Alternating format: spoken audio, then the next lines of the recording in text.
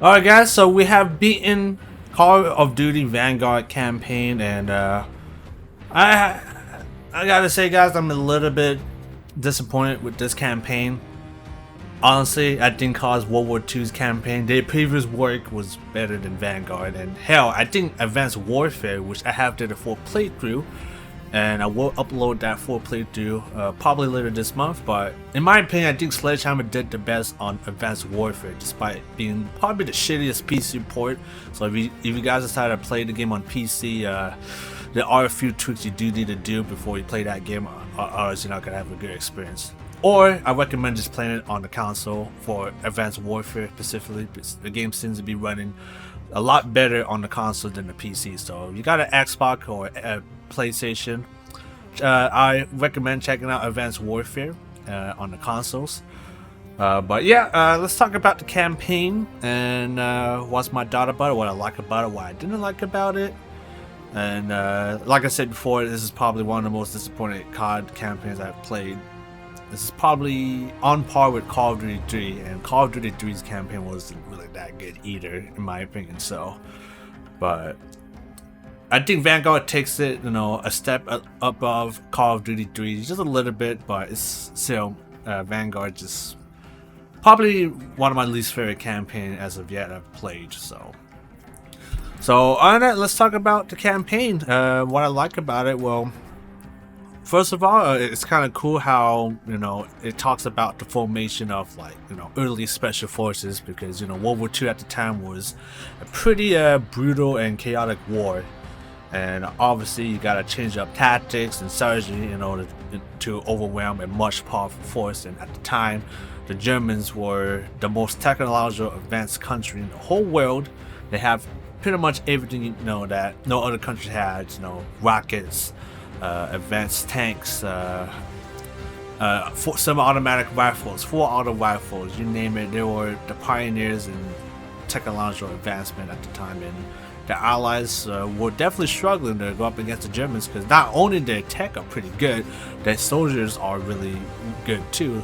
So, and you combine that with the technological advancement of semi-automatic weapons, full auto weapons, and rocket technology, and they even at some point even got jet fighters at some point later in the war too. So the Germans were pretty much just laying down the hammer on everybody, and everybody are struggling. But obviously, the Nazis at the time were doing way too much, such as invading the Soviet Union. Stupid ass fucking choice Hitler made. I don't know why he did that, but that was probably his downfall, by invading the Soviet Union, because the Soviets at the time were allied with the Germans.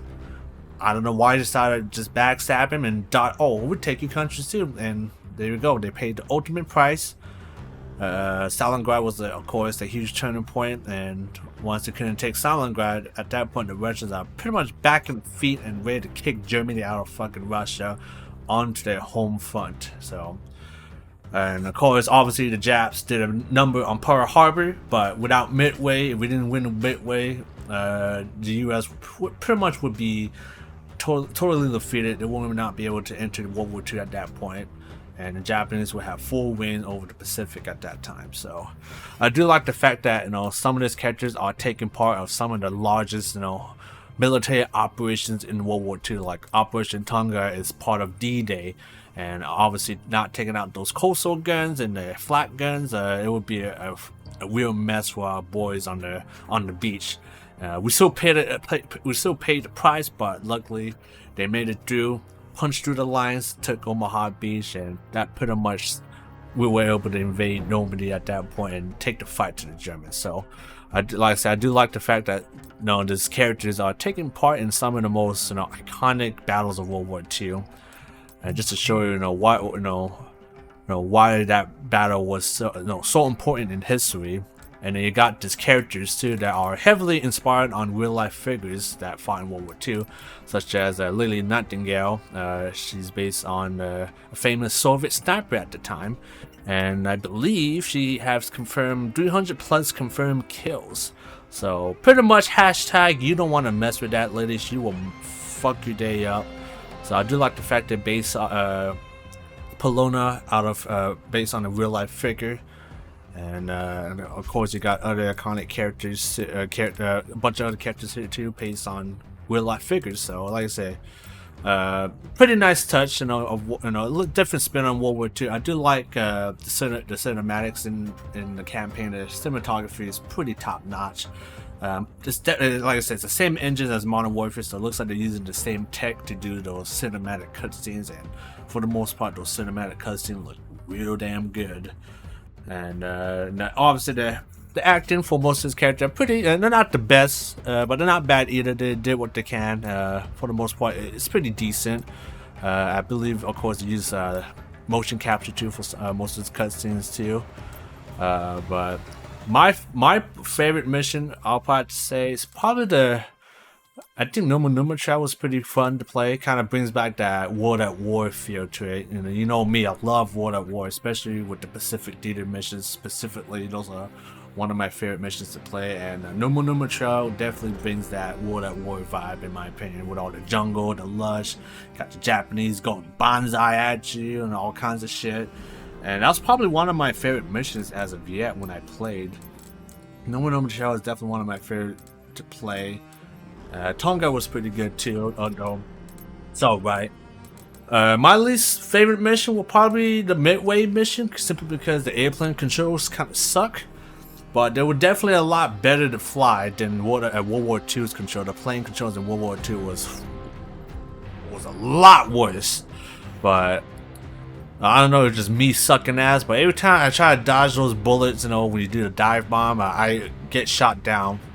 Occasionally, I don't know why. Like I said, I probably suck, but for the most part, my plane started exploding and then it just blows up for no reason. Maybe I just gone off target or something. I don't know, but definitely one of my least favorite missions to play. Midway definitely wasn't all about air combat, but yeah, Midway it's okay, but it's not that great. Lady Nightingale has some pretty interesting stuff until the end of the mission. That's where the mission kind of suffers quite a bit.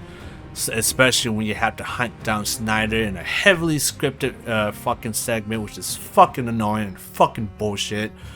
Like, I'm knifing the fucking guy right in front of his face, and somehow he's just taking it like a champ, and then he blasts me with a shotgun. And you pretty much know the way to hurt him, you have to go behind him and stab him in the back, which is really fucking annoying, really frustrating. I don't know why they always got a limit with the stupid heavily scripted segments. They did the same bullshit with World War II as well, where you gotta, cross this road, the street with the MG42 find the street. You got a bazooka. You shoot the bazooka at that MG42. Nothing will happen. You will literally see the rocket, from the bazooka go out, and then it will literally go straight up into the air and explode. So it kind of defeats that purpose, of you gotta take out the MG. Just blow the fucking goddamn bazooka. Nope, you gotta go around, follow the script. So that's my gripe about this Call of Duty campaigns that are very heavily scripted, and sometimes it kind of just ruins the immersion, in my opinion. Like after going through all that segment, Nightingale, it just kind of killed the immersion for me. Where you gotta kill Snyder, you gotta play, cat and mouse game that works awfully.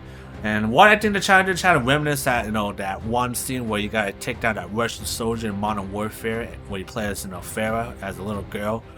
But they did a much better job on that one than here. So, sorry, Sledgehammer, you kind of dropped the ball on that. So yeah, like I said, there's a lot of heavily scripted segments in Lady Nightingale, which I kind of don't like, but it is what it is. The rest of Tobruk was pretty cool.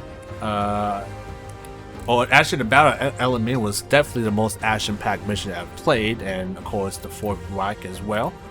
But the rest of Tobruk is pretty cool. It kind of gives you, a background story, the relationships between Australia and Britain at the time.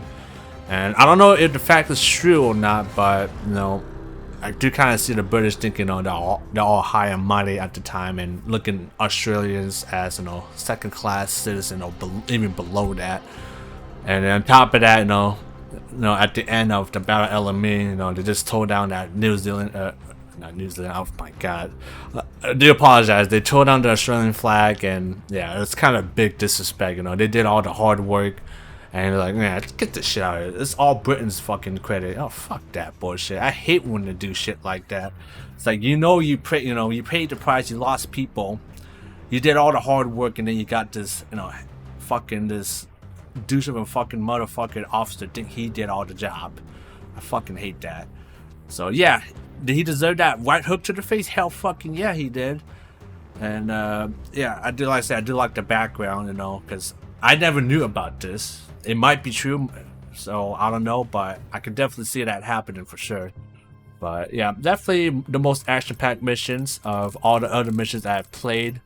But I'm still gonna hold up my ground. Numa Numa Trail is one of my favorite missions of Vanguard so far. Also looks the best too in certain areas. So with the lightning, the jungle, and all that stuff, looks real fucking good. But then the fourth work, obviously your mission is to catch up with the Fasenberg and pretty much make him pay the price for what he done for killing Novak, the unnamed character you play as at the start of the game, and then Richard as well. Which I do quite like Richard. It's a shame that they kind of kill him off like that. I was like, okay, he's dead. Novak, we don't really care because he really didn't say shit. You're just there for the ride, and then after that, it switches on to the main character essentially. But overall, like I said, the campaign is pretty good. The cutscene looks beautiful. Looks pretty realistic to say the least. It looks pretty much like a movie essentially. But now let's move on to what I don't like about this game, or this campaign specifically. Is I already mentioned before, the campaign is pretty heavily scripted. If you don't do certain action, you're just gonna die off right away. I think there was there's like a few missions between Razortobuk and Elamine where you don't complete the objective a certain way, you're just gonna get the game will just kill you automatically. It does not give no shit. It will just kill you automatically, and like, all right, see ya, boom, dead. And which is kind of, like I say, it kind of kills the immersion, in a way, because you're supposed to be immersed into the campaign. When you play the campaign, you're supposed to be immersed. It's supposed to hook you in, but when you have to run to technical issues like that, it just kills it. And it should have been, resolved from the start, but And another biggest one I have to say is how fucking short this campaign is, guys. This campaign is even shorter than goddamn Black Ops Cold War, in my opinion. It feels a lot shorter. So let's count the missions that we can play. So we got Phoenix. Okay, so that is one mission, and this doesn't count. This is cinematic. So we got 2, 3, 4, 5, 6, 7, 8, 9 missions. 9 fucking missions is all you can play in fucking Vanguard, and that took me roughly to 5 hours to beat the whole campaign. That is pretty goddamn pathetic. Like I get it. It takes a lot of time to come up with a good story, cutscenes and how it ends, but this is just fucking pathetic when it comes to the campaign lift. Like, even Cold War, Black Ops Cold War campaign still offered more, and that was shorter than Modern Warfare, but at least the campaign in Cold War was a lot more interesting, at least, to say the least, than Vanguard. And this is just pathetic. Like, if this is going to be the next standard for Call of Duty campaign, then just don't make campaign at this point. You're gonna make it this fucking short. It needs to be a lot longer than this. I still remember the older COD games, they were like at least 7 to 8 hours, some of them making it even 9 to 10 hours. Like Black Ops 2 campaign, for example, is probably one of the best campaign I play of any COD games, only because it offers so many different options, so many different endings you can get for that campaign, so many different action you can do, so much replayability. They even added that RTS minigame mode for fucking Black Ops 2 campaign. Like, I don't know why they don't even bother doing that anymore. And on top of that, it's a minor gripe, which is something I don't care, but some other people might care, is that this campaign has no collectibles. No collectibles whatsoever. Like, World at War, where you got those, those cards where you can use as cheats in the game to make it, funner to play, But there's no collectibles. What the hell's the deal with that? They decided to just ditch the collectible and just make a campaign. That's pretty much it. So, like, what the hell's the deal with that? Like I said, it's a minor gripe for me, because I honestly don't quite care about them unless they kind of change the gameplay significantly, like, World at War cards that makes the game harder or easy. But yeah, there's no collectibles to find any campaign at all, which is, like I said, it's quite a shame that they didn't do that. At least Cold War, Those collectibles you find end up becoming intel that you can use for the main campaign, essentially. And obviously, there's a lot of few interesting and fun puzzle games you can do in that game. But this one has nothing interesting to offer this campaign. It's just a point A to point B. That's pretty much what it is. Like I said, the campaign did what it can, you know, in terms of storytelling, and for the most part, it did an alright job. But I have a feeling they could have done so much more. And then we still got the different operators that we can play as. So how come they don't include them in here in this campaign? That would be really fucking cool if they did that. But it's only focusing on the main character highlights like Pelona, Wade, Lucas, Arthur. You know, that's the only main characters you can only play as. But there's so tons of other operators that the game hasn't touched yet. I don't know. This campaign, it was just way too short. Only 9 missions to play. Most of them are pretty meh, besides a few good ones here and there. And then it ends in a cliffhanger in a way, just like any other COD games. Although Modern Warfare did a much better job with talking about Task Force 141. And then Cold War, I don't know if that game has a post-credit scene or not. Oh yeah, it does actually. But even so, Cold War did it better, and this game just kind of ends it just like that. You know, you are expecting more than that, you know. It talks about all the locations too at the end of the game, like Argentina, Antarctica, you know, all these other countries. They even mentioned Project Ether, so we know the zombies storyline is connected with Vanguard, Cold War, and Modern Warfare. So we already know these games are all linked together essentially. So I guess that's one good note. It kind of links everything. So I am quite glad to kind of continue the zombie stories in this one too. But I heard a lot of mixed to bad things about the current zombies in Vanguard. And I already know there's no story content. So you pretty much just going there killing zombies. That's pretty much all you're doing. So we'll play a little bit, but I'm not going to be playing any further just until they've added more story content to it. So we're not gonna do too much zombies too long, but the multiplayer is what I'm really interested in checking out. Definitely want to check out multiplayer. There's 20 maps in total. 16 of them are core maps, and plus you got the ridiculous gunsmith too that I cannot wait to mess up your favorite iconic World War II guns. It's gonna be a fucking mess. That's all I gotta say. But yeah, the campaign is kind of for Vanguard. Pretty disappointing to say the least. That's all I gotta say, really. Like, the campaign is just it's too short. They could have added more, background on this asshole here specifically. The only thing we know is this guy's an asshole and needs to die. But I kind of want to know, more about his background, and then about this new Project Phoenix they're talking about. I want to know more about the bad guy that I'm trying to kill. But obviously, they just put him there just because he's a real asshole. But yeah, like I said, this campaign is way too short to sum up for the $60 or $70 on new console to justify playing this campaign. Like I said, there's a lot of interesting things that they're trying to go for. Like, when you play as Pelona, she kind of has that ability to traverse to higher places than no other characters can do. Lucas can carry three different types of explosive. Wade knows how to fire planes. And he also got part of my favorite ability is the focus, where pretty much he got his wall hack and he got his aim snap. So you pretty much become a fucking hacker at that point, which is pretty satisfying, pretty fun when you see a bunch of guys and you just fucking aim snap to everybody and all just drop like flies. Pretty damn cool. But Arthur, he just has a command ability. That's pretty much it. It pretty much becomes Ghost Recon at that point. Attack that position there. So he's pretty much just the leader type of thing. But honestly, I think Wade has my personal favorite, the wall hack ability and aim snap. That's my favorite. But yeah, should you spend $60 or $70 just for the campaign? No, it's probably better off just playing the multiplayer and zombies. But honestly, overall, I don't think this game is not even worth buying at this stage, because it's such little bare bones content at the moment for now. But hopefully by December 2nd, there'll be more good shit dropping. We'll be dropping over for Vanguard and Warzone. I will be focusing more on Vanguard because I really don't play as much Warzone anymore. But I will check out the Pacific map for it for sure. But other than that, that's my critic for the Vanguard campaign. It was too short. Most of the main characters you kind of don't care about. but mainly it's just too short of a campaign to even call it a campaign. But I think it did its job though. The visuals are pretty fantastic, gameplay absolutely fantastic. Thank God they're using the Modern Warfare engine.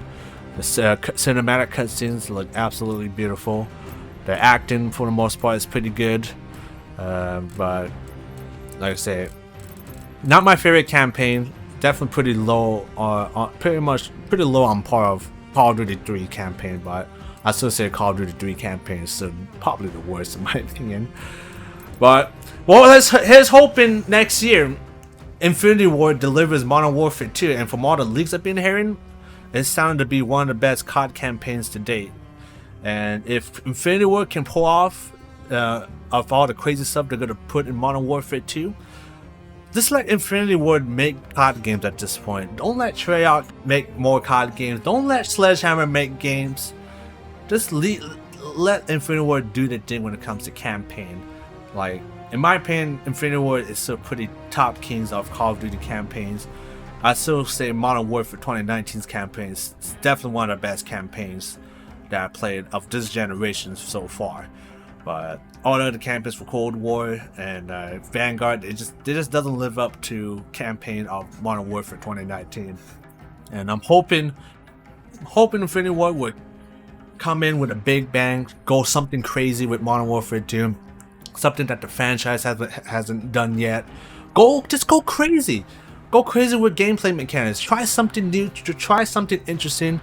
Keep people into Call of Duty. That's the reason why everybody came back to Call of Duty, guys. Modern Warfare 2019 changes almost everything about Call of Duty, and now they're doing the a year release again and releasing subpar COD games using shittier older engines on top of that. So they need to step the game up.